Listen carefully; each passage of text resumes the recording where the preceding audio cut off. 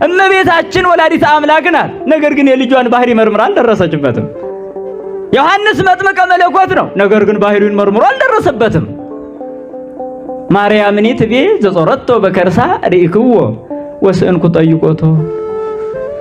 የተሸከመችው እመቤታችን አየሁት፣ ወለድኩት፣ ዳሰስኩት፣ ተሸከምኩት፣ ሳምኩት፣ አቀፍኩት፣ አሳደግኩት፣ ባህሪውን መርምሬ ግን አላውቅም አለች።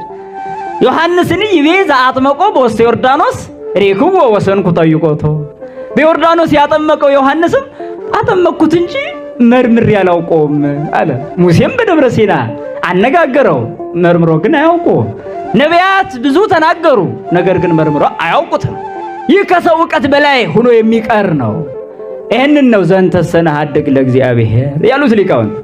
ይህን ለእግዚአብሔር እንተዋለን ይላሉ። ለእሱ የሚተዋለ ማለት ነው። የሰው ሥጋ ለብሶ መጣ። የሚታይ አምላክ ከፈለጋችሁ አለ።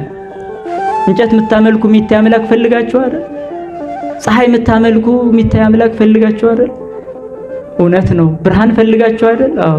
ስለዚህ የሚታይ ሥጋ ለብሼ መጣሁላችሁ አለ። አንዲት ቅድስት ድንግል ማርያም በዓለም ተመረጠች። እግዚአብሔር የሚመጣባት መሰላል ሆነች። ወደ ምድር መውረጃ እግዚአብሔር የሚወርድባት በዓለም ያለው እርሱ በምልአት ያለ ከዓለም ውጭ ያለ እርሱ በማህፀኗ ተወሰነ። በባህሪው የማይወሰን እርሱ በሰው ሥጋ ባህሪ ተወሰነ። ጾርኪዮ እንዘ ውእቱ ይጸውረኪ፣ እሱ ተሸክሞች ሳለ ተሸከምሽው ይላል አባ ጊዮርጊስ ዘጋስጫ። ተሸክሟት እያለ ተሸከመችው። አንዲት እናት ስትጸንስ ልጇ በውስጧ ነው ያለው፣ ከዛ ውጭ የለም። እመቤታችን ግን ጸንሰው እያለች ልጇ በውስጧ አለ፣ እንደገና በውጭ አለ። እሷን የያዛት ልጇ ነው፣ እሱን የያዘችው እሷ ናት። በእንዲህ አይነት ምስጢር ወደዚህ ዓለም ተገለጠ።